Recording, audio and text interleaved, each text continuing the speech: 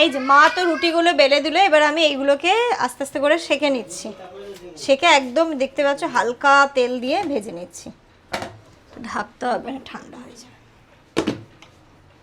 এখানে কটা হয়েছে? 1 2 3 4 5 6 6 7 8 9 10টা হয়ে যাবে তো?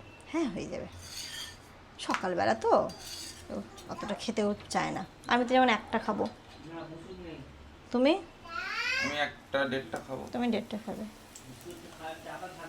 সানি হার্ডলি 2টো খাবে।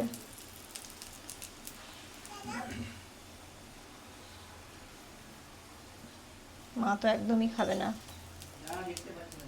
এটা ঘি দিয়ে ভাজলে আরো টেস্টি হয়, একদম দেশি গাওয়া ঘি।